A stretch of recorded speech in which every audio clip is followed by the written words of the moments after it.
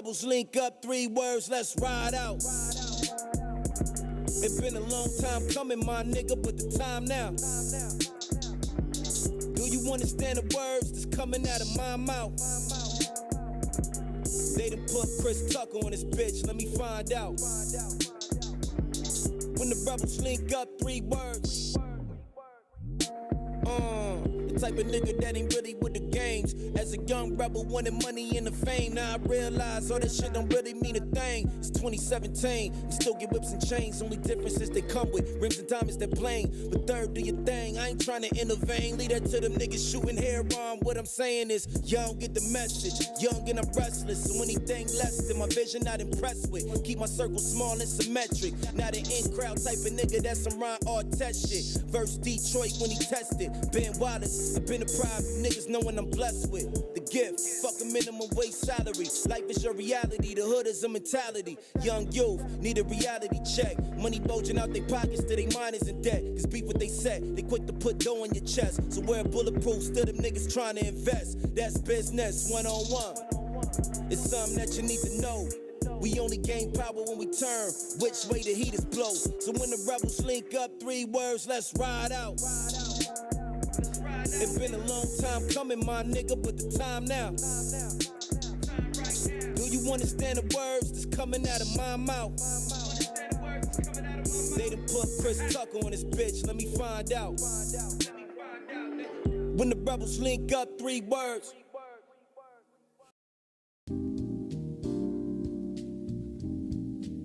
You're now tuned in to the sounds of Phase and the Third Eye Rap Musical Orchestra. Know what time it is, my nigga? Are we obsessed with mediocrity?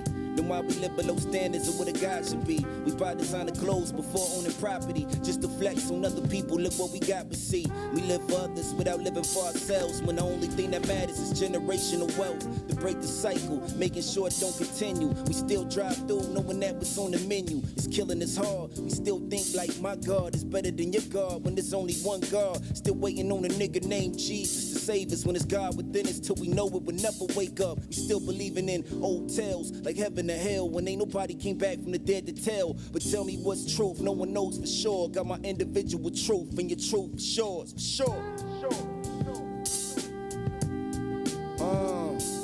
Too many broke dreams and smoke screens will kill you. Too much TV and phone screens will kill you.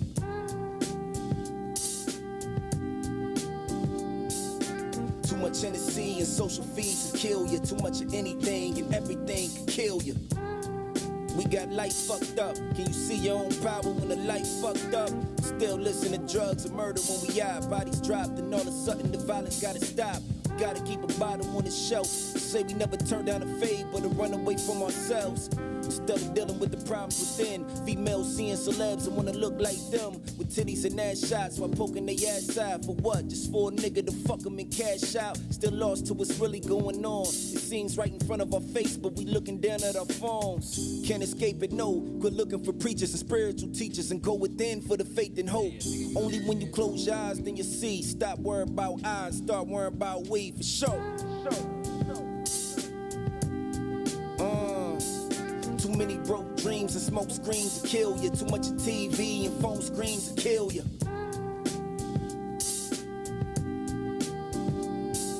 Too much of McDonald's and Starbucks will kill you. Too much of anything and everything can kill you.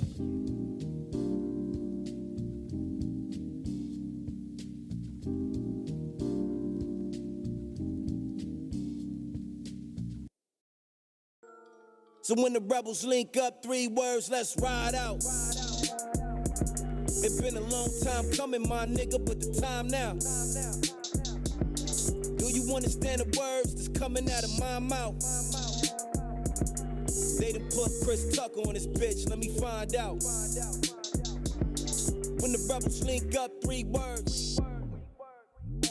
The type of nigga that ain't really with the games. As a young rebel, wanting money and the fame. Now I realize all that shit don't really mean a thing. It's 2017, you still get whips and chains. Only difference is they come with rims and diamonds that bling. But third, do your thing. I ain't trying to intervene. Leave that to them niggas shooting hair on. What I'm saying is, young get the message. Young and I'm restless. So anything less than my vision, not impressed with. Keep my circle small and symmetric. Not an in-crowd type of nigga that's some Ron Artest shit. Verse Detroit when he tested. Ben Wallace, I've been a pride niggas knowing I'm blessed with. The gift, fuck a minimum wage salary. Life is your reality, the hood is your mentality. And we're live.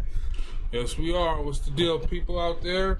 Welcome back to another episode of One on One with Solo and Diamond, AKA One on One with Dolo and Simon. About to get cracking into these power rankings and many other topics, man. We're taking it to another level in episode 10. Episode 10.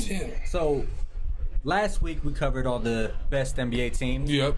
Ranked them from 30 to 1. And in this episode, we're going to finish up where we left off last episode. And get into the top NBA duos of the NBA, top 10 NBA duos of the NBA, and this should get pretty interesting. Mm-hmm. So, without further ado, with number 10, tension.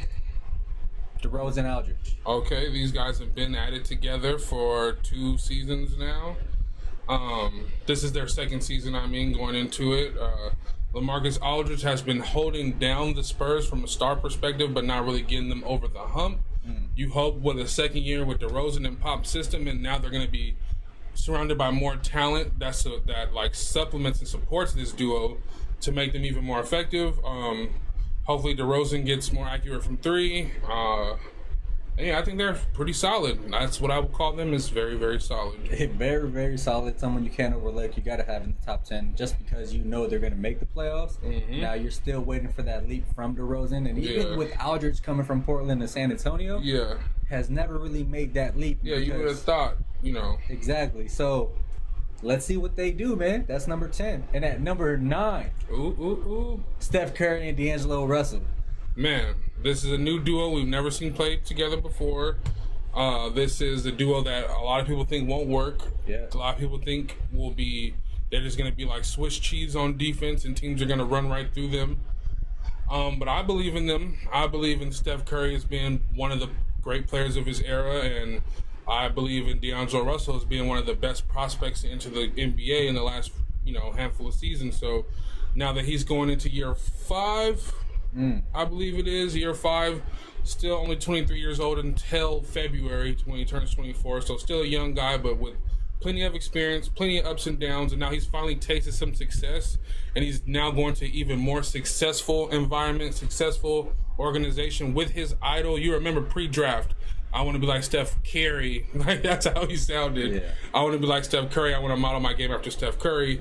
And I don't know if many people will remember this, but when the Lakers brought D'Angelo in pre-draft, he shot the ball so well that they thought he was going to be like a Steph Curry type. That's what Mitch and Jim thought. So, them being together to me is just kind of like, let's see what happens. I believe in it, but, we can't just put it super high because we don't know how the games will mesh. Yeah. And for me, I think it's going to work perfectly. Other than some quirky little things that maybe D'Angelo has to get used to. Yeah. But you've seen what he was able to do with another guard in Spencer Dinwiddie, and those results came out to being in an all-star year for him. Oh, yeah. And came out to be a pretty good playoff team. So you put that on Golden State, and I think you got something pretty good to look forward to. I wouldn't say something that is probably deadly. That's all up to D'Angelo Russell to make that, to kind of put it there, but I think it's worthy of the number 9 spot above DeRozan and Aldridge. So for number 10, we have Donovan Mitchell and Rudy Gobert. All right, now they've been getting it done. They've been a playoff team every year they've been together. I want to say they've at least advanced one round every year they've been together. I know they beat OKC in Donovan's rookie year. I don't know what they did last year. I can't remember off the top. Either. Donovan they're a perfect complement to each other. You have someone two players who are willing defenders. You have Donovan, who's already a mid 20 points per game scorer in his second year. They complement each other very well. Rudy Gobert is still trying to get even more Defensive Player of the Year trophies. their whole starting five complements them very well as far as who they have around them. They're always going to have talent around them every time they're on the floor. Now that their bench is deeper, Jeff Green, Emmanuel Mudiay, I mean, they're going to be a force to be reckoned with, man, and they could easily be higher on this list as the season goes on. Yeah, and I expect this team not only to move higher in the power rankings, but also this duo to move higher in the power rankings. But, Yep. I mean, I was going to bring up the question, do you think it's possibly feasible to say that Mike Conley is that second, is that 1-2 punch with Gobert? Or is it going to be Mike Conley with Donovan Mitchell? Or do you not count out one of those two? I just think they're the two most talented players on the Utah Jazz. You know what I'm saying? And they've been working together very well. Now, Conley has to wrinkle itself in to be a big three. But those two for the next, 8 to 10 years are going to be the Jazz's, 1-2 punch in some form or fashion. So, but I really, as we talked about last episode, I really like their chances this year. They're a really good, deep team. Yeah. So, with number 7, we got Damian Lillard and CJ McCollum. I mean, two Mr. Consistencies. You should never have a list like this without mentioning them. Now, are they too low? I mean, they are too low in the fact that we're going to have a whole bunch of duos ahead of them that haven't played together. Yeah. You know what I'm saying? And our key word last episode was continuity, was the key word for last episode. So that's what they have. But have we seen their ceiling? Yeah, true. You know what I mean? So have we seen what they can do? I think we pretty much have. I think that they're always a playoff team. I think they're always going to get eliminated by people more talented than them. I think their ceiling happened this season. Yeah. They got to the Western Conference Finals. They weren't able to capitalize on the injuries that Golden State had. At this point in time, you lose someone like Aminu. You lose someone like Harkless. I don't know how much further you can rely on those two to do something for you, and how much you can expect from a Nurkic to put you over the top. And I don't know what you can expect from Hassan Whiteside coming in that last year of his contract. So they're going to be interesting to watch. I want to see how far they can carry him. I don't believe they're going to carry him as far as they did this year, but it's Damian Lillard and CJ McCollum, the only two on this list that really I've done it. Yeah, they really have done it. So with number 6, we have James Harden and Russell Westbrook. Man, they could easily rise or fall on this list as the season goes on. They're like the biggest wild card because you basically have two guys who play the same position and similar stylistically, although James does it with more jump shots and Westbrook does it with more attacking. If they could play with two basketballs, it'd be a wrap. But because it's only one ball, we're going to really have to see what they bring to the table as a duo. Could it work? Yeah, they could win a game. They could win a bunch of games in the regular season. Like, they could just rattle off win after win just by their sheer backcourt dominance, and they still have all their pieces. You know what I'm saying? Capella's still there, although they tried to trade him. Eric Gordon, PJ Tucker, like, all their key contributors are still right there. They only lost Chris Paul and some draft picks, and you replace him. Russell Westbrook just brings more to the table right now than Chris Paul does. Yeah. So that's them. And Russell's had some success with big guys, Serge, Steven Adams. Now he gets a freak athlete in Clint Capella. You know what I'm saying? He gets someone that can honestly run the floor with him. Serge, I would think he'd have to have kept up with Russell. Yeah. Adams the same way, didn't really have the stamina to really keep up. He was always a little behind, but with Clint Capella, I think he's going to make Capella a lot better. I think Russell this year, his focus needs to be on making the team better because they got a solid team. Unlike OKC, where he didn't have any shooters or any guys that he could rely on, you have that in the Rockets without James Harden. Yeah. So if you take Russell, you take James Harden off this team, and it's Russell's team, they're this the is shit. A dangerous team. Yeah. So we'll see. We'll definitely see. So at number 5, we have Giannis and Middleton. Oh shit, Middleton. We have Giannis and Middleton. Giannis really carries this duo a ton. Middleton did make the All-Star team last year, but not really. That's because it's the East. You know what I'm saying? Like, it's just real. He shouldn't have made it over D'Lo. Let's be honest. It's real. He's a real high-end role player. He hasn't really made that star jump. Still kind of young. Maybe can still make that leap, but this is really carried by Giannis. Yeah. And Giannis. That's really it. That's it. That's really it. So Giannis is really that nice.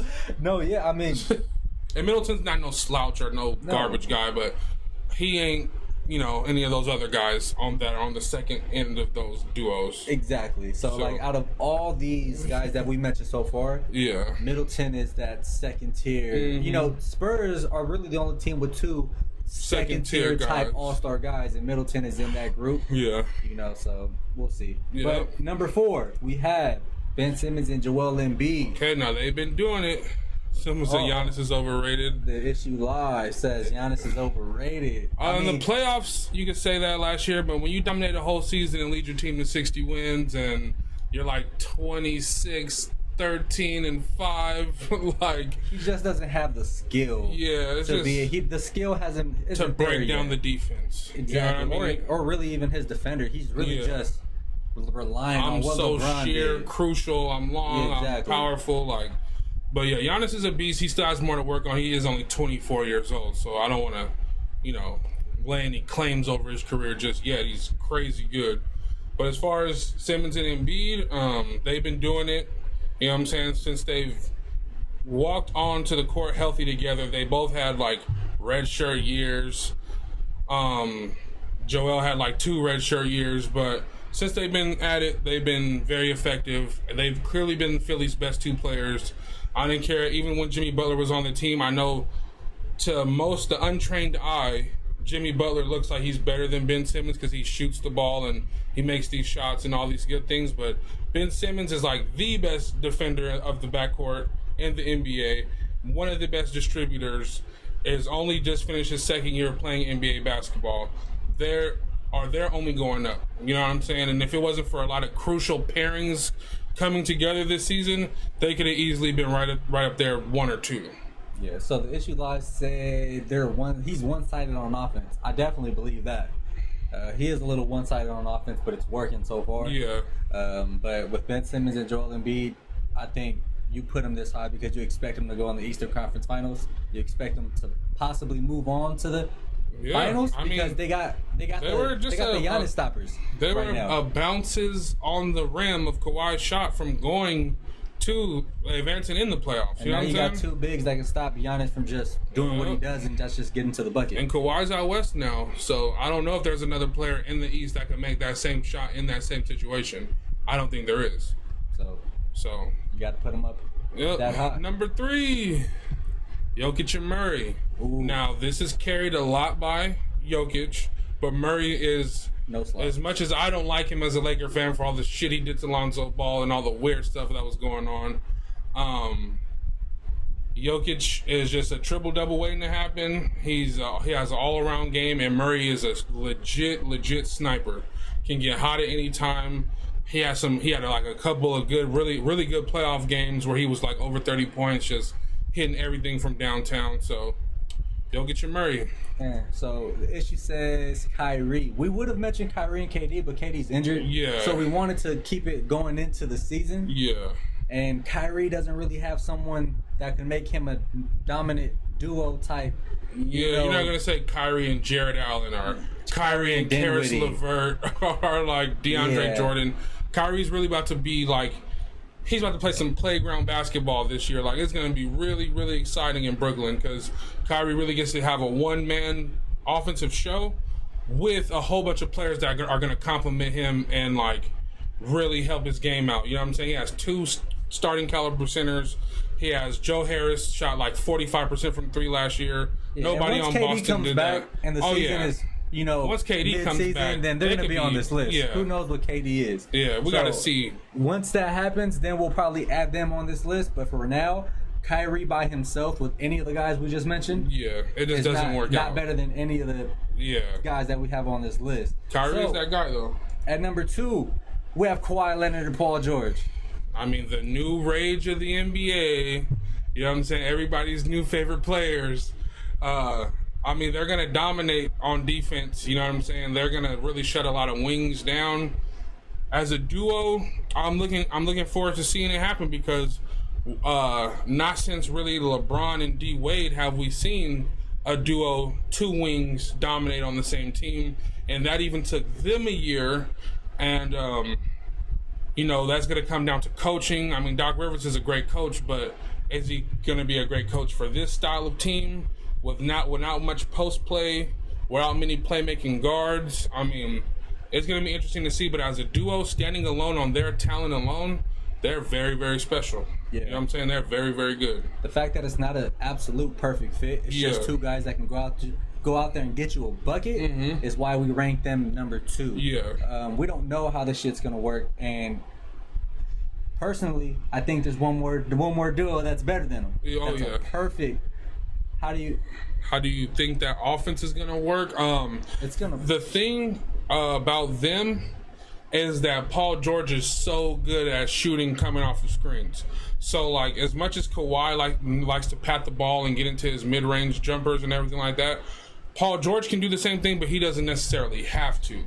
He's really good at working coming off screens, shooting threes, pin downs, and everything like that. So, that's how I know they're not going to be a failure. Like, that's why I know that I don't put them in the same class as a Harden and a Westbrook, because I know that Paul George really, really can shoot very efficiently from 3, moving off the ball. So, yeah. And number 1, we got. Come on now. LeBron James and Anthony Davis. This is perfect. This is perfect. If you had Anthony Davis, right, joining LeBron on the Miami Heat, you had the Heat. Yeah. If you had 28-year-old LeBron, like when he was at his all-time greatest, like they're just too crazy together. And LeBron's still very effective, but where he lacks in athleticism now, and he doesn't lack in athleticism, don't get me wrong there. LeBron's still very athletic, but he's just not as athletic as he used to be. But Anthony Davis is, you know what I'm saying? Like, Anthony Davis is like 7'6" wingspan, over a 35-inch vertical, could just jump out the gym, super long arms, can catch everything that you throw up at him. And defensively, Anthony Davis is so great. And what sets these 2 apart from all the other people on this list is that we know that defense has no chance against their high ball screen, their high pick and roll. Like, I don't know what you're going to do. I don't know what, you can't clog the paint because there are shooters now around them. I mean, if you double LeBron, he's the best passer in the NBA. If you double Anthony Davis, he's a willing passer out of double teams and everything like that. Before he requested his trade demand in New Orleans last year, he was averaging 4.5 assists a game last year. So the fact that they're both willing passers out of double teams, the fact that Anthony Davis knows how to set screens and LeBron's just has a computer in his brain for how to play basketball and have IQ and find open shooters and open guys. I mean, once Anthony Davis sets that pick for LeBron, there's nothing any defense in the NBA can do. I don't care who you are, who you have. Yep. There's that. There is that. And I know it's like, okay, we haven't seen them play together yet, but I mean, theoretically, this is over. This is the perfect match. Yeah. And this is all theoretical. I mean, we have Curry, and Russell. We have even Harden and Westbrook, Yeah. even Kawhi and George. To have them that high, it's all theoretical. You think it's going to work. You hope it works for those respective teams. But out of all those theoretical questions, the best theoretically answered question is to have a wing player like LeBron and a big like Davis that plays like a wing, but is a big man. And has the handle of a guard. And it's gonna be too much for teams. And don't let the media talk you guys into not thinking that this is gonna work. Don't watch ESPN and FS1 and think that they're just gonna get hurt the first game they play together, because that's basically everybody says is they're gonna end up getting hurt. That's not how it works, man. That's just people trying to be right and trying to get their narratives across. These guys are going to be absolutely dominant. Yeah. Nobody else on this list has 2 top 5 players. And I don't want to hear the LeBron is washed argument for scoring, for dropping 27 a game, getting like what, 8 assists, 8.5. It was 8.5 and 8.5 this year. Yeah, compare that to any season he's ever had. Compare that and tell me he's 27, washed. 8.5, and 8.5. Like, so with that said, that's our top 10 duos. We're gonna go take it as you will. We're going to go into the top 20 NBA players in today's game. And this list is going to be a little bit interesting. So with number 20, we're going to start with Nikola Vucevic. from the Orlando Magic, had a dominant season last year. I mean, nobody talks about him, but he is the reason that the terrible Orlando Magic were in the playoffs last year.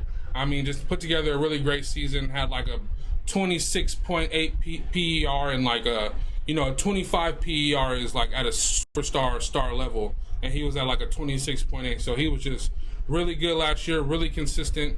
He played more than 75 games for his team, so he was available.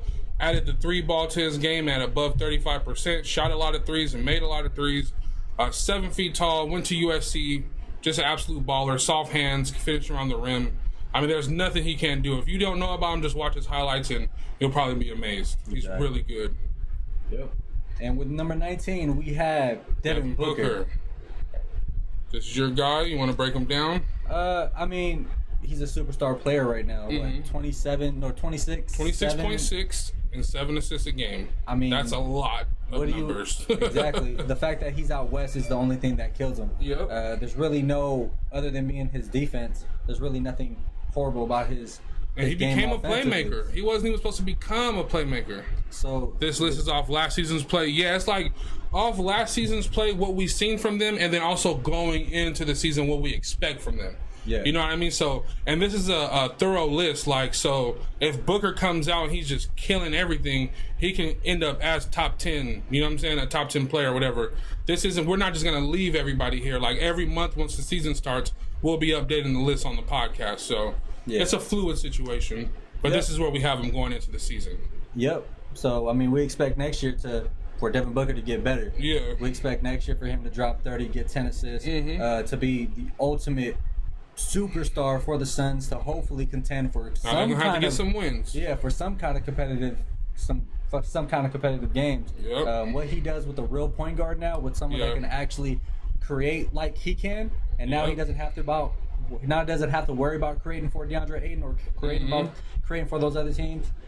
We'll see what Devin Booker can do. Yep. And at number 18, we have Donovan Mitchell. Donovan Mitchell, someone who I've talked about badly, you know what I'm saying? Then Solo went ahead and gave me the raw numbers, the analytics, plus just the raw statistics, and he's just really, really good. It's not like a projection thing with him, you know what I'm saying? Like, people in his range, like of Kuzma's and the Ben Simmons and the Jason Tatum's and the Brandon Ingrams, he is more productive than all those guys. And it's not even very close. Like, he's already at 23 points a game, and he's getting some assists, and he's getting some rebounds, and he's playing defense. Like, he's older than a lot of those guys except for Kuzma, but he took off quicker than them. You know what I'm saying? And it just is what it is. I would probably say on that young player list, like, Ben Simmons is the only other one that's statistically really going ham at an all-star level like Donovan is. You think if they were to switch teams, you think that would make Philadelphia more elite? I think the Jazz would be better. You think the Jazz would be better? Because the Jazz have been missing a distributor that's not Ricky Rubio. You know what I'm saying? Like, Ricky Rubio is a distributor, but he has his limitations. So who to get buckets from, though? Who's going to score that 19-21 that they need? For who? For the Jazz. I mean, Ben Simmons scored 19 points a game last year. But in the way that he did it. Yeah, not from the... not. Hinder what? Yeah, I think it would make them a little worse because Gobert's so offensively challenged as well. I think Philly would be crucial. Yeah, I think Philly with Donovan really done. Like, I'm not gonna sit here and say I think Donovan's a better player than Ben or going forward, but for what he can do, it'll fit a little better in with Philly and Embiid, and Ben wouldn't fit as well in Utah. I think it would fit more this year than it would probably done the last couple of years with JJ Redick, Jimmy Butler, and those guys. Yep. But I mean, that was a good question. I love the hypotheticals. Yeah. So at number 17, we have Ben Simmons. Hey, that was news to me. I know. Who would have thought? Ben Simmons, like I just finished saying, 19, 8, and 8. If it wasn't for everybody killing him for not being able to shoot, we would be talking about why is this guy so good so early? Like, he's really good. He's dominant on defense, you guys. Like, not even just, I can stay in front of my man or I can stop somebody. Like, no, he dominates his matchup night in and night out on the defensive end. He hogs shit on defense. So with him hogging shit on defense and him being such a good distributor and a plus rebounder and can get in the paint anytime he wants to, and he's ambidextrous, both hands, like, Ben Simmons, I think he'll be higher on this list as the season goes on, way higher. Yeah. I can see him going from 17 to 7. No, yeah. Definitely. Definitely. So at number 16, we have Blake Griffin. Ooh, that's your guy. Yeah, man. And let me tell you why Blake Griffin has become my guy as a Detroit Piston. Now, I've never been a fan of a Clipper before, except for like Corey Maggette and Darius Miles and Quentin Richardson. Like, those are the only Clippers I've ever been a fan of. But him rebranding himself in Detroit, being a great point forward, shooting the 3 ball at 35% or better, just totally, he is their offense now. He makes Reggie Jackson not suck so much because he takes some of the point guard responsibilities now. I wish Andre Drummond was better. You know what I'm saying? He just didn't. He hasn't developed like that yet. Nowhere near what we believed he could have been. But Blake Griffin, he saved Detroit's franchise. They traded for him. I know everybody says, it's a bad contract to trade for. You gave up first-round picks, and now you're stuck with this contract. Well, you're not going to get any more production out of those first-round picks or that salary cap that you saved than you've gotten from Blake Griffin. Yeah. Blake Griffin's been like a top 16 to 15 player since he's been with the Pistons and been healthy, and it's working out good for them, man. And I can't wait to see what he does going into a whole another full season in Detroit. You know what I'm saying? With some, maybe Kennard can grow some a little bit, or some of their other pieces can grow, but I know what Blake's going to give me. You know what I'm saying? Blake's going to get you into the playoffs for sure, especially in the East, but now it's a lot weaker. Yeah, say that shit. Yeah, man. I mean, even with the addition of Derrick Rose and having Reggie Jackson, I think for me, those two are a little bit redundant, just because they don't offer anything different than what the other offers. I don't see Derrick Rose being this point guard everyone expects him to be next year. Exactly. I think he's going to be a little bit worse than what he was in Minnesota. He had a good shooting year. You know what I'm saying? Exactly. That good shooting year kind of propels you in today's NBA. And with the way that Blake Griffin plays and how you just described how he plays, him taking really a lot of those point guard duties, bringing up the ball and kind of distributing or just making his presence felt. You know what I'm saying? Bro, I don't see what Derrick Rose and Reggie Jackson can do in this upcoming season to be a lot better than what they are now. Yeah, imagine if this was 2011 and Blake Griffin and Derrick Rose were on the same team. That'd be scary as fuck. That's like the most athletic fucking 1-2 punch. What the hell? That's crazy. And who would have thought? And neither of them fly above the rim now. Yeah. But they're still effective players, especially Blake. I mean, you got to give fucking props to Blake for it. No one expected him to be what he's become. Man, got to give it to him. Love Blake Griffin. Love the rebrand or whatever you want to call it. And at number 15, Kemba Walker. Why is Kemba Walker above Blake Griffin? I can even talk right, but let me talk. Kemba Walker was an elite scoring point guard last year. I mean, shot the 3 ball at an all-time high with a lot of volume and a lot of success. Like, he made a lot of them. He shot a lot of them. He made a lot of them. Carried a terrible Hornets team. Now, they're only taking him off the team, right? Yeah. And they're going to be picking top 5. Yeah, they're going to be picking high in the draft just because they took Kemba Walker off that team. Like, Kemba Walker had a great season. He is what he is. Obviously, he doesn't defend. He's small. He's miniature, whatever. But going into Boston, I believe that he has a lot of length around him that he didn't. A lot of productive length around him that he didn't have in Charlotte. Him and Enes Kanter on offense should be pretty decent. On defense, they'll be pretty abysmal. But that's why you have Jaylen Brown and Tatum can defend, and Marcus Smart always can defend. You know what I'm saying? So I can't wait to see how it looks now. He could stay 15. He could fall out. He could go up a little bit, but we'll see. That's Kemba Walker at 15. He just had a great season last year, so that's why he's above Blake. And at number 14, we have Bradley Beal. Another person who carried a terrible team last year. Absolutely carried them. Was at about 25 points per game last season, 5 assists, 5 rebounds. Obviously has one of the prettiest jump shots in the NBA. Doesn't always go in at a efficiency clip that a lot of people would like it to. He's always about 35 to 37% when you wish he'd be like 40 to 42%. But hey, man, Bradley Beal's a baller. They offered him his max contract. He didn't accept it. That's good. He shouldn't have accepted it. So we'll see, especially if he gets into a new situation by the trading deadline or next offseason. I mean, we'll see what he's really, really about. But he is the real deal. He's a baller. And at number 13, we have Karl Anthony Towns. Man, Cat is somebody that a lot of people have soured on. Yeah. He's not good on defense. Some people thought he could be good on defense coming into, because he was good at Kentucky on defense, but that's like with every big man there.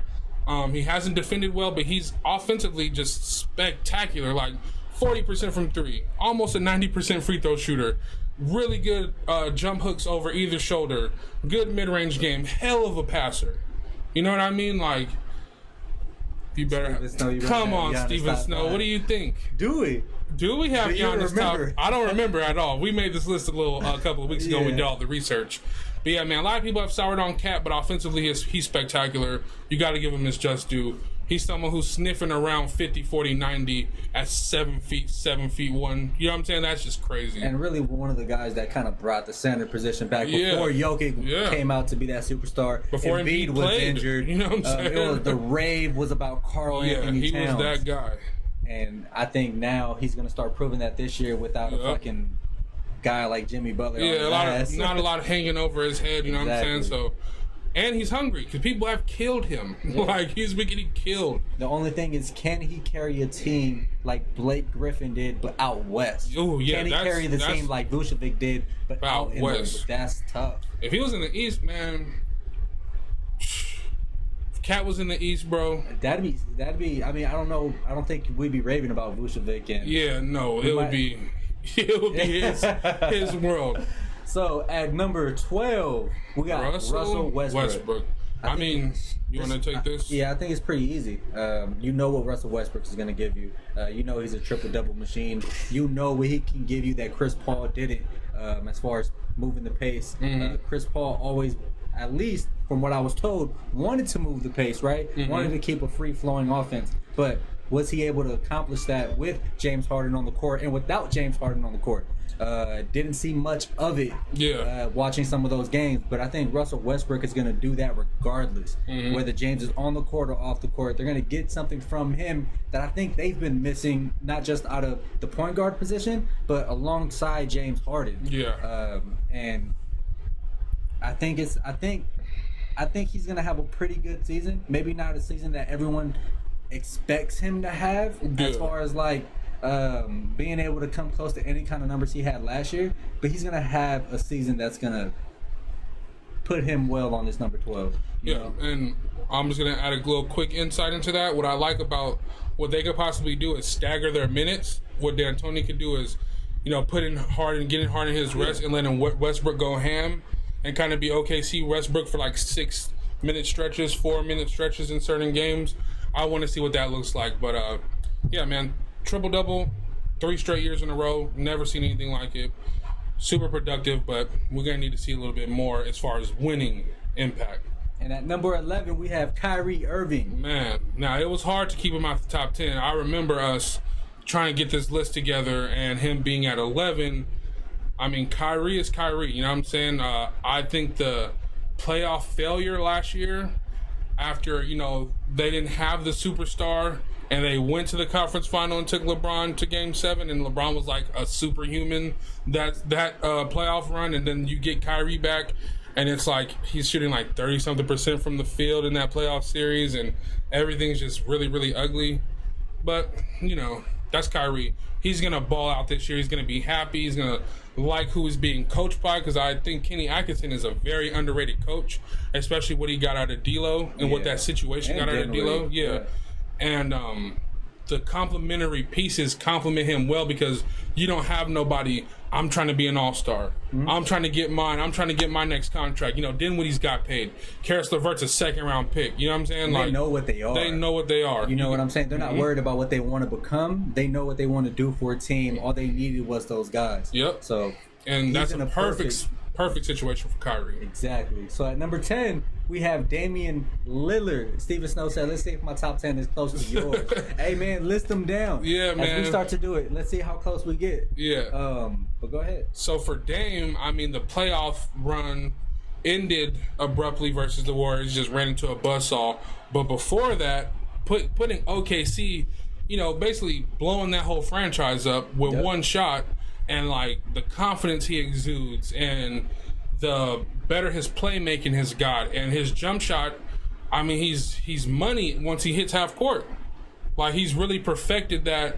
I can take this 40-footer right now in your face too. Yeah. Remember that shot, as we watch every Laker game. Remember in the beginning of the season, he shot that same shot over Brandon Ingram and ended the Lakers in the early in the season. But now, with less to depend on, as far as guys being able to do everything else for you that he's not going to do and CJ's not going to do, can he continue to take those, I'm not going to say risky shots, because like you said, he's kind of perfected it, but can he continue to take those shots? Are those still game-winning or game-altering shots for him as far as, like, something he can do? Okay, now his is not that different from ours. That's close. Yeah. I like it, Steven Snow. I like it. I mean, again, it's all going into the season. It's all realistic. Like, what I mean? I'm not saying anybody that shouldn't be there, really. He has the same 10 players. No, you got the same, just in different order. So, let's get number 9 cracking. Number 9, we have Joel Embiid, who he has number 8. Embiid honestly had a monster of a season last year. Super duper monster season last year. Let's see there. Did we? No, we didn't include KD. No, we didn't include KD.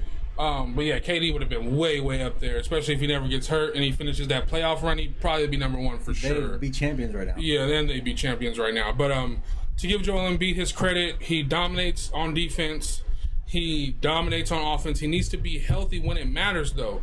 He has stuff like he gets sick and stuff like that. You know what I'm saying? He got sick in the playoffs last year. They had to sit him out for playoff games last year. You need your main man, your go-to guy, like Kobe, like Mike, like LeBron. These guys, it doesn't matter what's going on in their life during the playoffs. This is such a good question because we're going to get into this later. You know what I'm saying? Yeah. But is that too much to ask for a big man in today's NBA? Oh, yeah. That's you know what I'm saying? Is that too much to ask? We'll save that? Yeah, we'll save that. Okay. But yeah, Joel Embiid is super nice, two-way player, all-time, just size and, athleticism, just great. So at number 8, we have Nikola Jokic. Look, it's crazy because he had so 8, crazy. 9, 10, and we just had one, really just a one quick off. little switch, So just as far as being productive statistically, Nikola Jokic is up there with anybody. Doesn't defend anything, but moves very well for his size. Gets up and down the court, plays point guard a lot for them. You know what I'm saying? One of the best passers in the NBA. Just watching me, no-look passes, behind-the-back passes, on the sidelines, like making passes where his arm is out of bounds, but he drops the ball inbounds in the paint. Like, he just does some wild stuff that, you're not going to see out of many big men. Yeah, Jokic could win MVP, definitely. He could definitely, like, anybody on this, I think possibly from 9 on up, can be moved from 9 to, like, 3 to, it's fluid for sure. So we are going to be talking about Jokic a little bit later, so we can go ahead and move on. So at number 7, we have Paul George. And where did you have He Paul has George? him at number 7 as well. Okay. Hey, yo, Steven Snow, man. We got to have you. We got to have your voice on the show, Steven Snow, man. You coming with it. Paul George, lockdown defender, great shooter, had his best shooting season, was at 28 points a game. That's a lot. He's never averaged that many points per game in his career. Good rebounder. Not too much of a playmaker. Doesn't make too many guys better on his team. But and like Embiid a little bit, can he do it when it matters? Exactly. He's always hurt at the wrong time. Always. So this pressure situation with the Clippers, with the spotlight, I can't wait to see what PG brings to the table this year. Yeah. And I think 7's a perfect ranking for him. And I think he's always going to stay right around there. Yeah, and it's not because there's 6 players really better than him, but it's just because going into this season, how much can he really improve along Kawhi Leonard? I think one of them is going to have to statistically give up something. Either that, we did duos. Yeah, just we like did duos a little ago. earlier. Yeah. Yeah, but Well, yeah, it's either the Clippers roster is going to take a hit, or Yep. Kawhi Leonard or Paul George is going to take a hit. Yeah. And I think that Paul George is so unselfish that it's going to be Paul George's numbers that's going to take the hit. But if it doesn't, and they fucking, Hey, we'll see. we'll see. Number 6, James Harden. Number 6, he had James Harden. Yep. So why is James Harden number 6 and not number 2 or 3? Definitely because of playoff failures. Definitely because of the style of play with Mike D'Antoni does inflate your statistics. Like, it's going to do that for anybody who is a ball handler, just because they want to shoot they want to have so many possessions. You play for D'Antoni, you're going to have more possessions than any other, player at your position. You're going to see offensive plays more than anybody else. So, but what I can't take away from him is what he did. He averaged 36 point something a game. Like, that's like Kobe's best Like season. Kobe fan, you appreciate that. Yeah, I was about to say Kobe's best season, he was at 35.5 a game. Mike's best season, he was at a little over 35 a game. So that was just crazy. You know what I'm saying? It doesn't look as dope as when Kobe or Mike does it, but it's still 36 points per game. Like, that's a lot. Yeah. That's fucking crazy. There's not much to say. Harden is going to get you buckets. Yeah. At number 5, we got Steph Stephen Curry. One of the greats of his era. You know what I'm saying? Definitely the best shooter we've all ever seen. Yeah. Definitely has a lot of gravity. Still no finals MVPs. Still no carrying his team in the finals just But yet. He came back and proved something. Yeah, I don't think definitely. he proved more than Draymond Green proved, Yeah. but he definitely proved that without KD, he is still someone to be fucked with. Oh, yeah. And statistically, he had a better finals than Kawhi on just the way the numbers read. He averaged like 36 and 8. Kawhi averaged like 27 and 9. You know what I'm saying? So, I mean, they weren't that far off if, the Warriors could have won a couple more games. Yeah. You know what I'm saying? So he could have got his first one. It would have been so impressive to see Stephen Curry by himself with Klay out, with just Draymond, with KD out, to really come out and score 35 a game and fucking Exactly. beat the Toronto Raptors. Man, for that would've his been legacy, crucial. especially with the shit that's going on in today where they're talking about Magic and Steph, which we'll get into later. Yeah, that would have been. That would have bro. been crucial for his legacy, man. So at number 4, we have Anthony Davis. Man, someone who's going to number 1 by the end of this season, in my opinion. Possibly. Definitely the youngest up here in the top 10 so far. I mean, easily the youngest up here in the top 10 so far. By 4 years, I believe. Exactly, over everybody. Oh, no. Kawhi. Kawhi, By a year. But we haven't, man, let me tell you guys what he was doing before he requested the trade in New Orleans last year. 29 points per game, 12.5 rebounds per game, 4.5 assists per game, 3 blocks per game, And 2 steals. and 2 steals per game. Once he requested the trade, they marginalized him down to 22 minutes per game. And once they took him down to 22 minutes per game, and we're going to answer that question right now, Stephen Snow. Once they brought him down to 22 minutes per game, his numbers went down to 26, 12, 2.5, 1 steal, and 3 assists. Talk about a fucking... Like, what the that's not right. You're not supposed to be able to do that. Yeah. Giannis won MVP with similar numbers to that, and nowhere Playing near 34 minutes a game. Exactly. He is something else, people. Like, what this LA spotlight is going to do for him is going to be so crazy. I think he has a chance to be the best player in the NBA. And there's so- not many people who can say that. And so, like Stephen Snow said, do you think 80's numbers will go down like Love and Bosch's did? No, he's not. He's not. Okay, so let's just say off talent, period, Love and Bosch aren't really on his. This is the third There's best. also no... AD Yeah, that's is what I was gonna get. That's what I was gonna get Okay, into. Also, yeah. he's also the Kyrie or the D Wade, and he might also be the LeBron of this situation as the season goes along and as the years go along. Hopefully, obviously, we expect him to stay, and we expect them to play together for at least 2 or 3 years.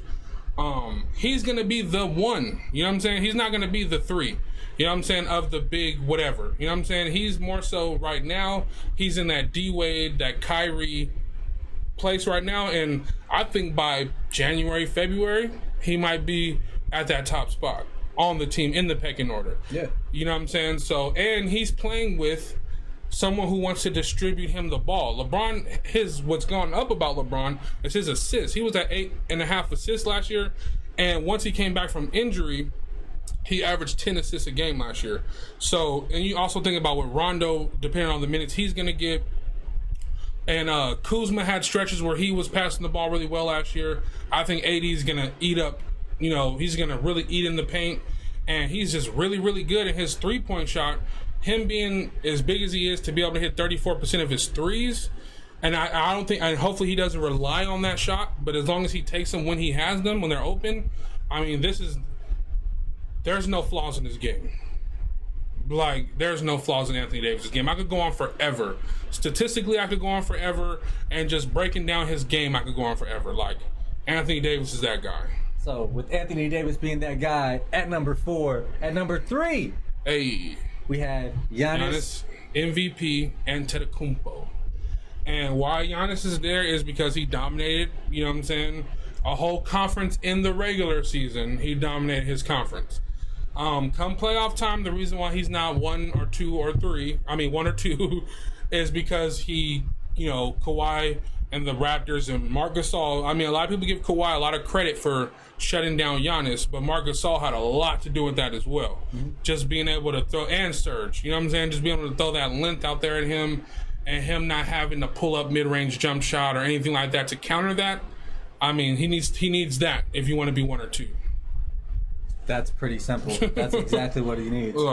So I think there's not much more you can get into with that. So at number 2, we have LeBron James, the most accomplished player in the NBA right now. Washed, putting up MVP type numbers. Exactly. Everybody calling him washed. Everybody saying he's past his prime. He's at 27, 8.5 rebounds, 8.5 assists. That's right up there with all his best seasons that he's ever had in his career. It's been overblown with Kuzma pushing him into his defensive position. Kuzma's ass don't play no defense either. And he tries. LeBron doesn't try. So, I think that's been overblown and out of proportion. His demise has been greatly over-exaggerated. Let's just say that. Yeah, definitely. Especially because it's on the Lakers. Yeah. He had this season on the Cleveland Cavaliers. Oh, man. He's still that guy. He's still that guy. Not only that, but he's on the East, and he's going to be in the playoffs. He's going to be running through teams in the East. Exactly. So it's really just yes, very similar list, Stephen Snow. Yeah, man, it was good shit. That's dope. Yeah, bro. That is really dope. Number 1, Kawhi Leonard. The king of the court right now. You know what I'm saying? The king of the NBA right now, the last man standing. You can't take anything away from him. He didn't injure Kevin Durant. No. He didn't tear Clay's ACL. He went out there and did what he had to do to win a championship for a team he got traded to that wasn't on his trade list. You know what I'm saying? He did not want to be a Toronto Raptor whatsoever. So you got to give him his props and his respect as a professional for working hard, for keeping his body together, for trusting that training staff, a training staff he didn't want to be with. You know what I'm saying? For trusting that coach, a coach he didn't want to be coached by, and playing in a country he didn't want to play in, and still tying up his shoes every day and going out there and putting in dominant work on both ends of the court. So it's his right now. I don't think he's the most talented player in the NBA, but I do think he just has something that a lot of other guys don't have, which is like a workman's mentality. You know what I'm saying? What do they call places like Detroit and stuff? A blue collar, a blue collar. Just places like Detroit and stuff. But you know what I'm saying? Just a blue collar attitude. Somebody who's all right, you may have a longer wingspan than me. You may shoot the 3 better than me. You may have this or that, but I'm going to put everything together and I'm going to figure out a way to beat you. Yeah. You know what I'm saying? So you got to give Kawhi number 1 right now. Yeah. That's it. That's it. Our top 10. 20. Top 20 players, man. I think it was the best list out. Yeah, I don't think that was good. Yeah, realism. Even Stephen Snow's list. I'll take that. Realistically, you know what I'm saying? We had the points on point. So that concludes not the episode, but the power rankings. Yes, top 20 duos, top 10 duos, top 10 NBA players, and now we got a few topics we want to discuss. Our first one being, which young players have the most to prove this upcoming season? Do you want to go ahead and get that off? Okay, I'll go ahead and start off with one of my guys. We each picked 3 guys on this list that we're going to get into a little bit. So I'm going to start off with De'Aaron Fox. Why does De'Aaron Fox have a lot to prove? He's the best player on an ascending young roster. So him being the best player means he has to get the job done. Yeah. If he doesn't get the job done, it falls on his shoulders, and he's going to have to, succumb to that criticism. He has Marvin Bagley. He has Buddy Hield, who was a 20-point per game scorer last year and a super high 3-point percentage guy last year. You know what I'm saying? They have a new coaching staff. They have new veterans, Ariza, Dedmon, new players around them. They really are in shape to make that 8 or 7 seed. And if they, play out of their heads, they could be a 6 seed because they're really good. Now, the thing about them is they're in the Pacific Division. That means Lakers 4 times, Clippers 4 times, Warriors 4 times. Suns, you know what I'm saying? And they could be like on the same level. So the Pacific Division is just really hard if you don't have superstars. That's what I think will keep them at the 8 seed. But De'Aaron Fox made the biggest leap of anybody last year going from their rookie to sophomore seasons. He was not good as a rookie, and he was pretty damn special as a second-year guy. So De'Aaron Fox, the pressure's on you to get the Sacramento Kings out of the dungeon. And one of my guys for young guys with most to prove, I'm going to start off with Ben Simmons. Okay. You lose your veteran in J.J. Redick, who came in, who was really the guy that Spaced the floor. Exactly kind of person that you needed, was giving you all your assist numbers. You get brought in with Jimmy Butler. You get paired up with Tobias Harris. You still keep Tobias Harris, but now Jimmy Butler's no longer there to kind of stop your progression as an NBA player. And I'm not saying that that's all Jimmy Butler was doing, because he was great with Ben Simmons. You know what I'm saying? That was a great 5-man team that they had going on there. But now you have no excuse to say, okay, I can relax and maybe not work on this part of my game. Or maybe, let's just say, rely on someone else to do these things for my team to help us win. Because now it's only Joel and yourself. You have Tobias Harris, but if you're really going to play third fiddle to Tobias Harris... That's crazy. You can't do that. That's where the pressure comes in at. That's where the team needs you. So as far as that goes, you're going to be one of the guys that has one of the most things to prove next year, because you have the kind of talent that Giannis has, that just won MVP without being able to create a shot for himself. So if you could step up and be what Giannis is for Milwaukee, and at least be that with Joel Embiid, then it could be crazy. It could be They could crazy. be playing in the finals next year. Yeah. So that's a lot on his shoulders. A lot. You know what I'm saying? Probably out of everyone here, you probably have the most to lose as far as the media perspective goes, and how people see you as a superstar. If Philly doesn't hit where they could, if Philly doesn't hit their ceiling, it'll be his fault. In the media, you know what I'm saying? It'll be all on him. You can average the same thing you just averaged next year, and if you're out in the Eastern Conference Finals, it's all on you. Exactly, it's all on you. Go to Game 7 in the Eastern Conference Finals and lose, and it's all by a fucking jump shot from Giannis. It is all on you. It's all your on fault. you. So that's a lot of pressure. So that's a very good selection. I'm gonna go next with Trigger Trae Young. Not because he has playoff pressure or pressure to succeed. The thing with Trae Young is, like, the whole team is built around you perfectly. You know what I'm saying? Like, not many young players go into a situation, especially young point guards, where everything around you compliments you. You know what I'm saying? You got guys now next to you that can defend if you're not the greatest defender. And DeAndre Hunter and Cam Reddish could throw his length around. And they got Damian Jones now.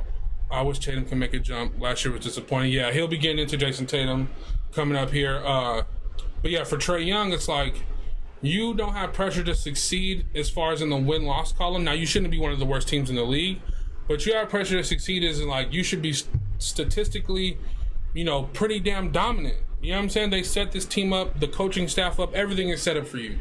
And not a lot of young players get to see that. We know as watching the young Lakers, the Lakers seem to always throw something in the middle of our young guys being able to develop. Like, you throw Luol Deng out there with Brandon Ingram. It's like, come on, just give it to him. You throw Lou Williams in front of D'Angelo Russell and Jordan Clarkson and Rondo in front of Lonzo. You have Harden and KD with Westbrook. You have Luka with Dennis Smith. You have these Monte Ellis for Stephen Curry. There's always something like a roadblock. Exactly. Trae Young has no roadblocks in front of him in Atlanta. He should really be able to thrive this season. So I'm expecting him to take a huge second-year leap. If it wasn't for Luka and Jaren Jackson, I'd be expecting him to take the biggest second-year leap. But I'm expecting a lot of Trae Young, and we'll be watching him very closely. Can he hit our top 20 at some point?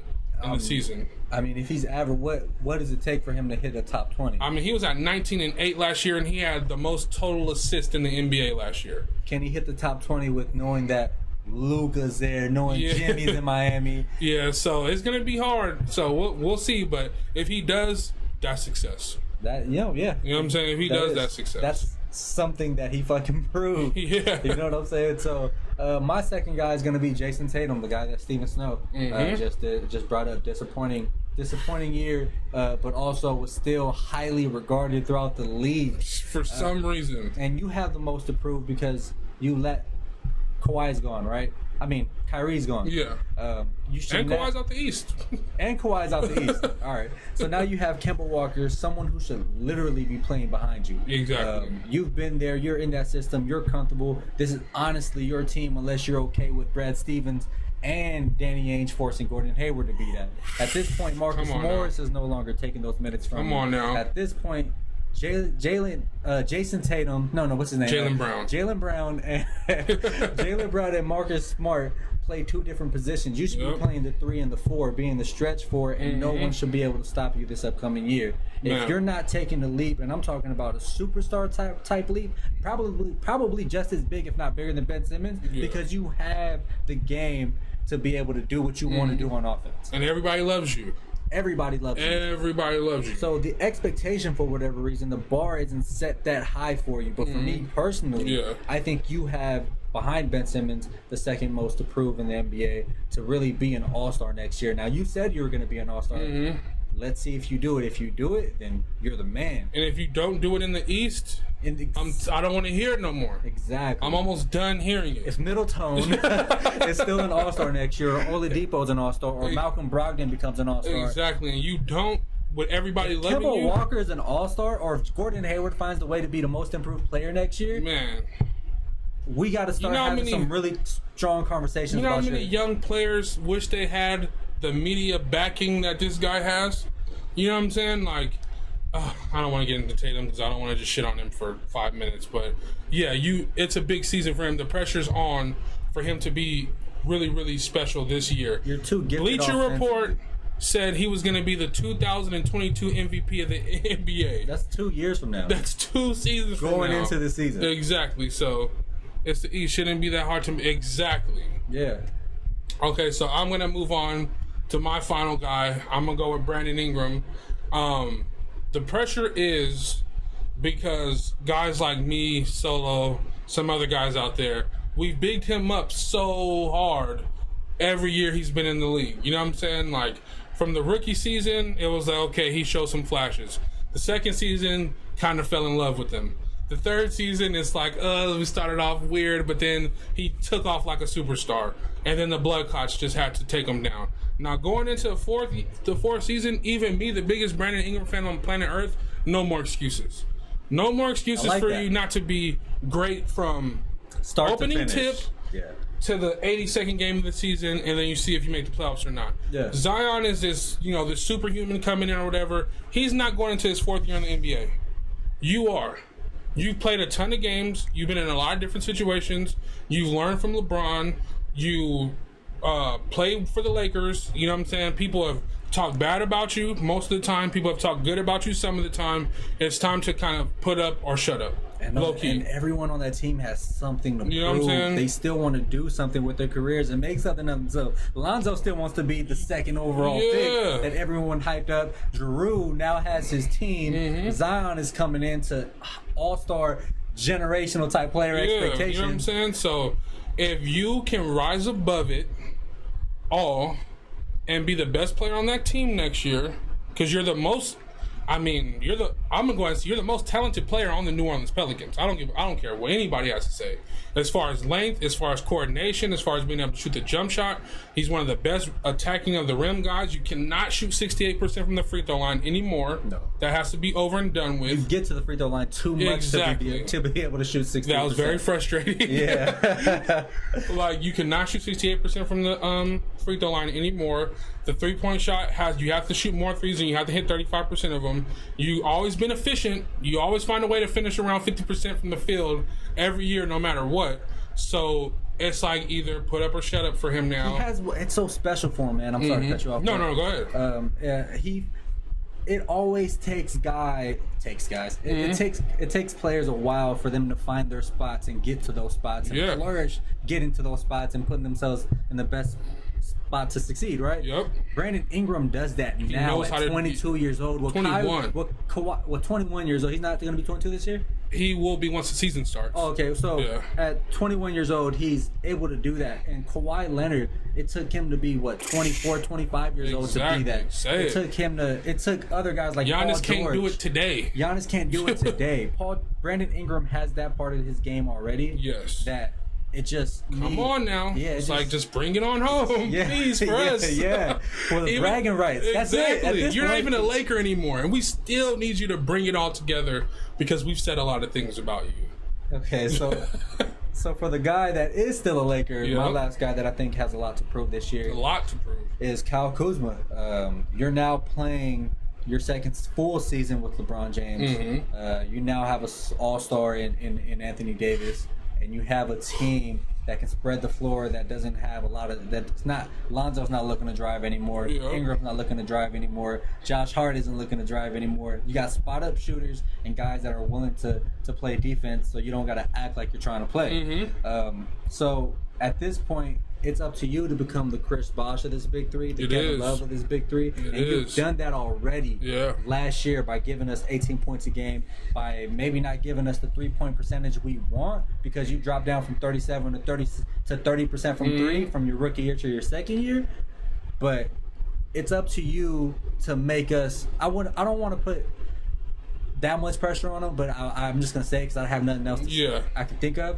But it's up to you to kind of solidify us out west as the Lakers being a threat to be taken seriously. Exactly. You got the Clippers that still have their core team that added 2 superstars. We still got to see how that works. But we have the Rockets who still have their core team with Russ, and we still got to see how that works. But we now, for the first time since fucking 2010, 2011, have a team, a real core team of guys that can win.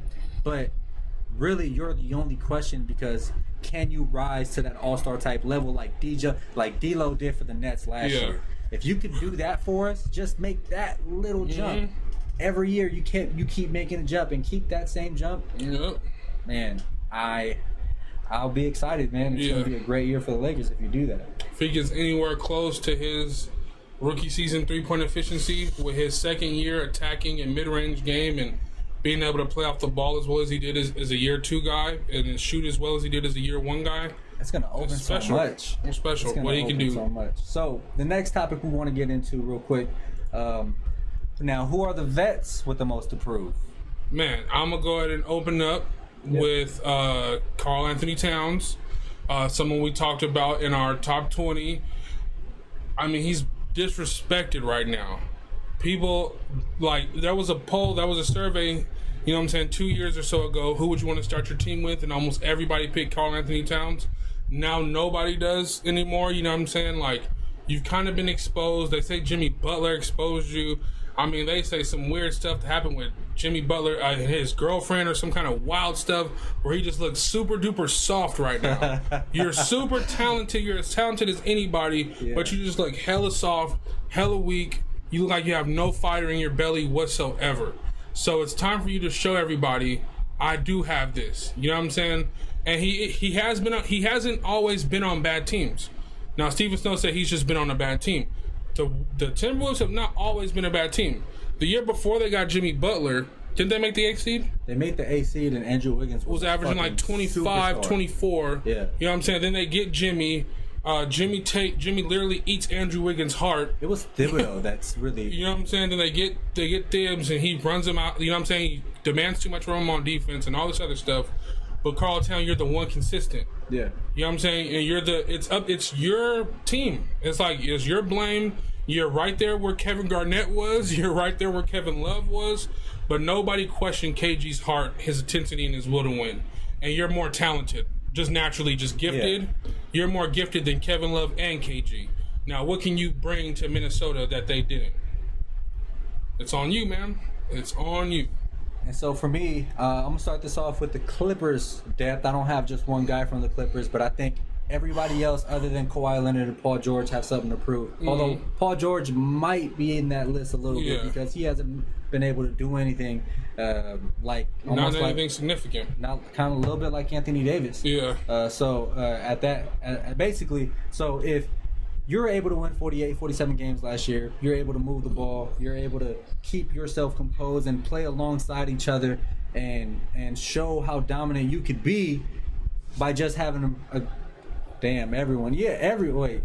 James Harden without question has the most to prove. Run up Westbrook. Damn, everyone. Man, everyone. Because you have two superstars. So now there's nothing. Mm-hmm. There's no questions. You should be winning a championship this year. Yeah. You should be winning the championship within the next, how long they got? 2 years? They got 2, yep. They got 2 years until their contract runs out. If they're asked for these next 2 years, Clipper Nation, be worried. Yeah, exactly. And Steven Snow says, how far has Paul George gone in the playoffs? Eastern Conference Finals, right? Yeah. But he's done that behind an all-star player like Roy Hibbert. Mm-hmm. He's done that behind an all-star player like David West. He wasn't the guy, and if he was thought to be that guy, he came up short. And Exactly. everybody is giving Paul George credit like, oh, he's made the Eastern Conference Finals. Oh, but the Lakers don't have good coaching. Well, who was Paul George's coach when he was a young guy making it to the Eastern Conference Finals? Who had Roy Hibbert looking like Rudy Gobert when they were making it to the Eastern Conference Finals? He had him as an all-star. You know what I'm saying? So, as much as people want to give Paul George credit for making the Eastern Conference Finals early in his career, give the same credit to the Los Angeles Lakers coach for getting those guys there. Yeah. You know what I'm saying? Because the team was greater than the sum of its parts. So, but Exactly. I'm going to leave that alone, and I'm going to move on. But that was, the Clippers' depth has a lot to prove.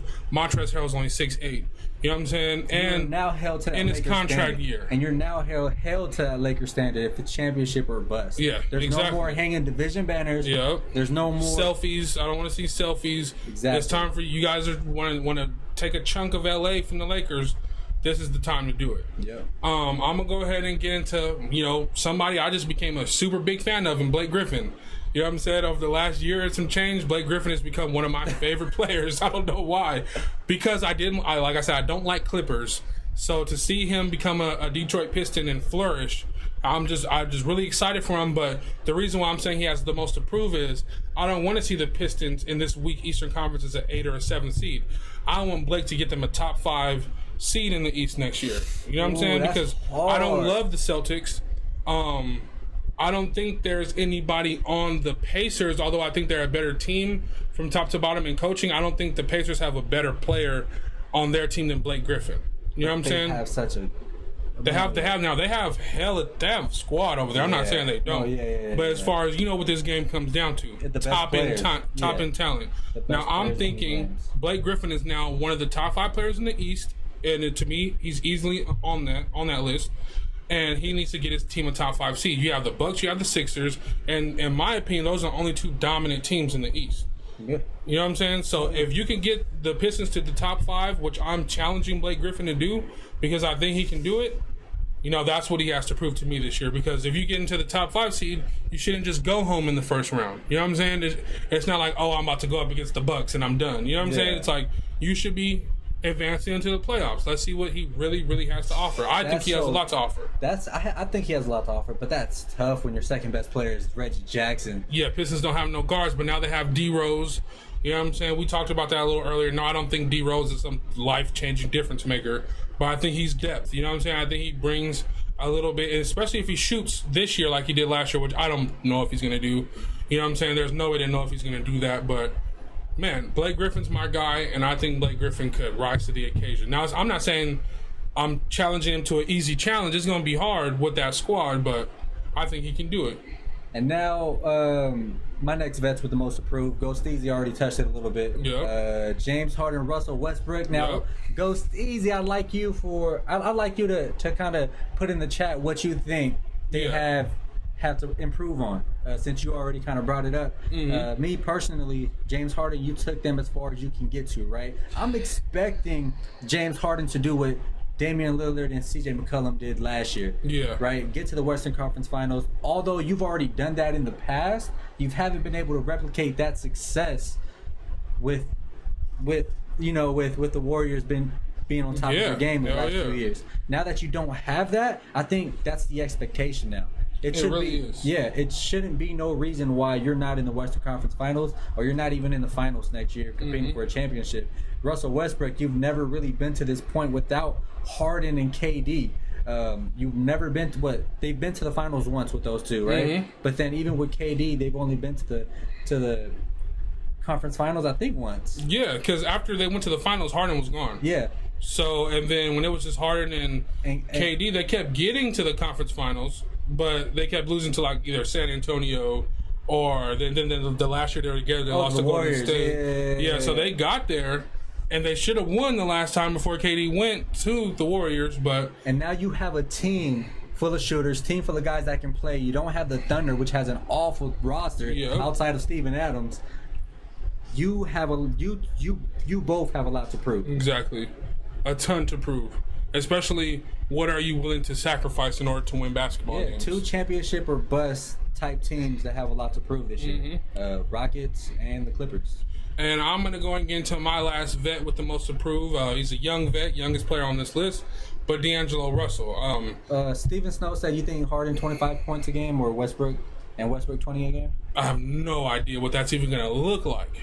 Yeah. Because 2 guys can statistically dominate. You know what I'm saying? 2 guys can average 25, can both average 25 or more. That's not the issue. The issue is, what are you going to still give to Eric Gordon? What is Clint Capella going to want? What is, you know what I'm saying? How do they use the rest of the talent around them?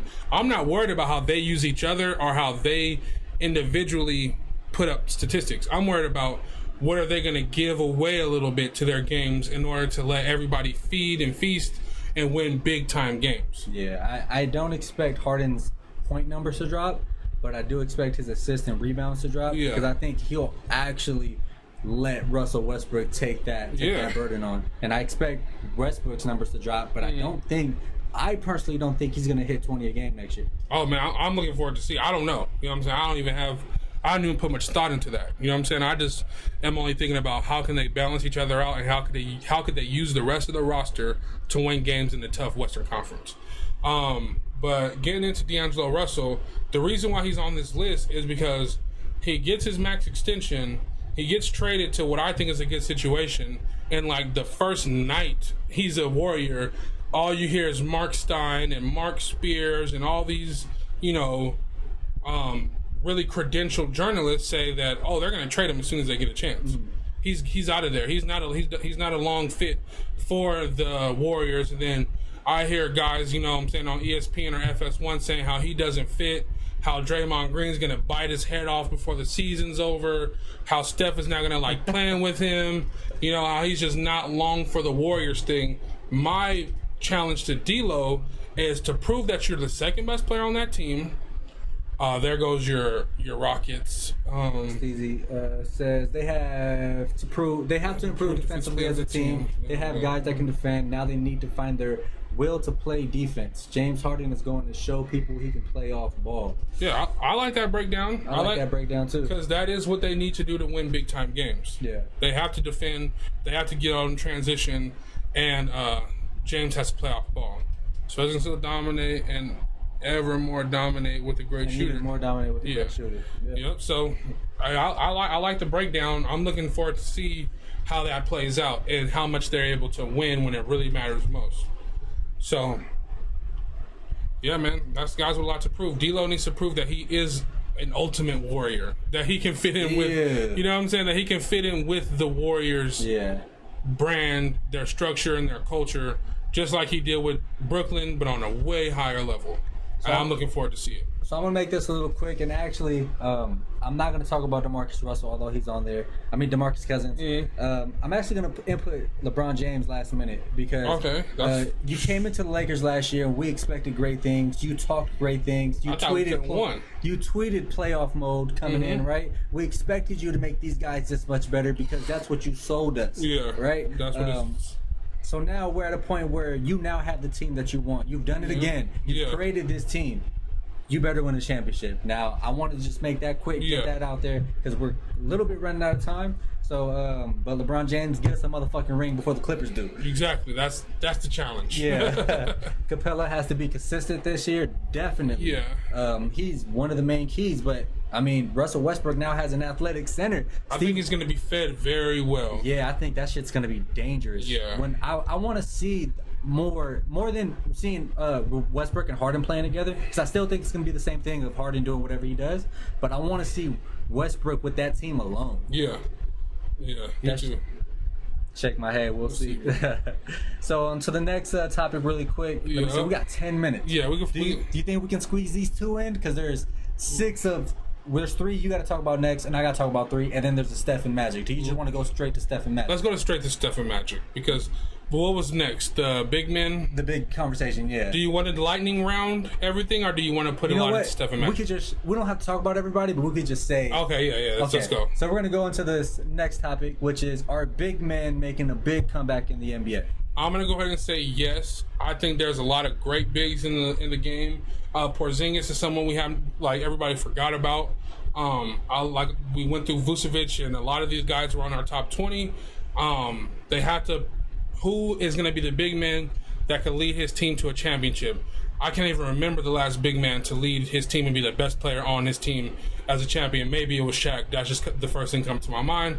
But yes, I think they're making a comeback with all this talent. Oh, Shaq, yeah, with Dwayne Wade. Yep, that's what I think. Yeah, would you consider Kevin Garnett, or was that Paul Pierce? That was kind of everybody. You know what I'm saying? That's kind of delegated between all of them. Okay, well, there's that. I don't want to talk about this motherfucking big. No, I mean, but really, there's only really 3 guys on this list that can do that next year, right? Yeah. Joel Embiid, Nikola Jokic, and Anthony Davis. Yep. So it's about and this Rudy year. Gobert. I know he's not going to be the guy, but he's going to be one of the guys. Hell yeah, Russ with that team alone. Interesting. Exactly. Super. If that was his supporting cast in OKC, it could have been a wrap. It could have been a wrap. For real. So we're going to get into the last topic of the day. Big topic, been taking over things on the internet. Greatest point guard of all time. Steph or Magic. First, before we get into it, everybody that's in here, let me know what you guys think. Exactly. Steph just or rattle Magic? it off. Just type either Steph or Magic. Who's the greatest point guard of all time? Yes. Let me know where you guys sit on this debate, because this shit has had everybody going on Twitter. Yeah, it has. Even on Bleacher Report. Mm-hmm. It's been crazy now. I mean, these are 2 stylistically different point guards. Both play the same position. I think Magic as of now. Now Magic has the Finals MVPs. Yeah. And 5 championships. Won it as a rookie. Stat stuffing. Triple He's not double. a stat stuffer, but you know what I'm saying? Triple double machine. Yeah. You know, but then you look at them play, and it's like Magic had to back people down from 3, and then get into his little hook shot. Like Steph has the handle, the shooting off the dribble. I mean, a lot of guys in the NBA cannot shoot off the dribble, especially not like Steph. So Kerr's numbers are always down in the big moments.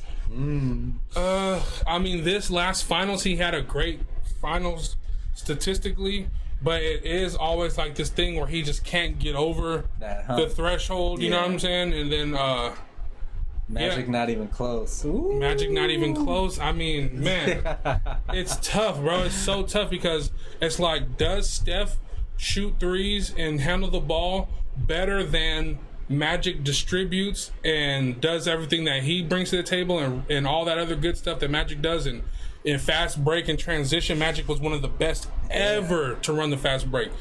Is Steph a better shooter than Magic is a distributor? Yeah. Which one of those swing skills are you putting more into? And Steven Snow says it's a different era, difficult to compare. It's super hard to debate. I'd like to eras. throw this question out there. You put Stephen A. You put Stephen Curry. I keep thinking about Stephen A. when I see Steven Snow. You put Stephen Curry on the Lakers, right? That '80s Lakers, and then you put Magic Johnson on the Warriors. What happens? What do you think happens? What's the best, I guess, idea you could throw out there about do the Warriors still win? Are they still that dominant without Stephen Curry? And you put Magic Johnson. You're putting prime Magic in there, or do the fucking Lakers still win rings with Kareem? It's so hard, bro. It's so hard because Kareem is a big man who doesn't eat unless he's fed. Yeah.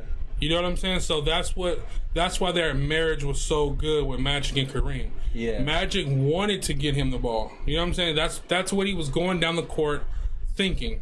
Possibly D Rose before the injury and Chris Paul ahead of him, speaking as true point guards. I mean, yeah, but at this point, the way the point guard position has changed, I'm considering Dame Lillard a true point guard. I'm considering Steph a true point guard. You know what I'm saying? They don't average 10 assists a game or anything like that, but they make their teammates better. And the gravity that defensives have to pay attention to them as soon as they cross half court, I mean, that's just as good as if, you know, somebody gets a pick and then it's a really good, like John Stockton, a really good pick and roll passer. I mean, you want a really good pick and roll passer, or you want the defense to be afraid of you once you hit half court? And at the end of the day, it's what you want. Who are you pairing these guys with? Yep. Now, like I said, if you're switching these guys, if you're tough. doing a role reversal, that's pretty tough. Can Steph handle the physicality of the 80s? And if you're just picking a team, right? If you're picking, let's just say, out of two guys every time. If you're picking Steph, Magic, Kobe, Mike, Magic, what happened? I like what he brought up right there. Magic makes plays better than Steph shoots in clutch games. Now, Magic's had some finals clinching games where he's had like 18 assists, 17 assists. Yeah. You know what I'm saying? And then Steph hasn't had that clinching game where he goes for 45. You know what I'm saying? And shoots 9 threes or something. That might have taken it for me. That might have ended the debate right there. That might have taken it for me. Because I didn't know. No. I didn't have a choice. I didn't think about that. Yeah. Magic makes better plays than Steph shoots in clutch games. Ghost Easy got me into the debate. Yeah, you definitely ended. At least for me. Because for me too. Because at one point was thinking like, shit, I would love to have Stephen Curry on any all-time team that I ever created. That's my point guard. It spaces it way better than anybody ever. But even if I did that, can I rely on him to go against a Magic? Is Magic just gonna fuck Stephen Curry up because he makes those plays in that clutch situation more than Stephen Curry hits that? And what was that super duper monster of a defender on the legendary Celtics? I think his name was Dennis Johnson, and he was like, but he's only 6'3". At that point, so Steph. I know, but. He was like a really strong defender is all I'm saying. Okay. Like that's what he was known for, you know what I'm saying? So, and we were talking about putting him on the Lakers. Well, the Lakers went up against the Celtics. You know what I'm saying? In those clutch big games. Damn near every time they went to the finals. I know the Lakers got beat by Jordan when Jordan won his first ring, but when it was still all even, was it only Celtics Lakers in all those finals? Did the Lakers beat anybody else? The Pistons. Oh yeah, Isaiah Thomas and them, yeah. Now that's a pretty tough one because you have guys that can play defense. Although they were still small, they were still 6'4" and under. Yeah, that's a tough team. But Magic does make plays in clutch situations. You ended it right there, right? Shouts out to Ghost Easy. I mean, and we got a lot crammed in to less than an hour and 30 minutes so far. Yeah, we got a lot in here. This is one of the best episodes to me. This is our 10th episode, man. We're looking to keep on going and keep on expanding. My man's came through with the graphics. He worked really hard on those. I hope you guys appreciated and enjoyed those. And yeah, we're gonna keep on evolving and keep Make on sure giving to you guys share, content. man. Let people know. Share this, man. Yeah. Share this and spread this love. We just want to spread love and knowledge to everybody that loves basketball the way we do. It's all pure. Yep, and we'll fucking look forward to seeing you guys on the next one. Let us know on Twitter or even in the comment section or in chat. What you guys want to talk about next? Yeah, what you guys want to hear. We'll put the research into it. We'll do everything we can to give you guys a great show. Do you guys got a certain player or team that you guys want to hear about or want us to give our input so that way you guys can debate with us on what you guys think? Yeah. Let us know. So most definitely, this has been episode 10, my friends. Yep. So we'll see you guys on the next episode of One-on-One with Solo and Diamond. Thank you guys all for coming through. And can't wait to see you guys on the next one. Can you do awards like MVP? Yes, we can actually do that. No, yeah, we can do that. We would love to make our predictions as far as the awards are concerned. So, good show, fellas. Appreciate it. Appreciate it. Bro. Thank you. Steven Snow, we'll definitely do that, bro. Make sure to have your list ready, too. Yeah, because so we can compare them like last time, because our shit was spot on. Yeah, that was dope. Yeah, man, you guys made this a dope episode, man. Appreciate you guys. T, Ghost Easy, Steven Snow, The Issue Live. The Issue Live came through with it. So, yeah, man, we appreciate you guys. All right, you guys. Take care. Yes, sir.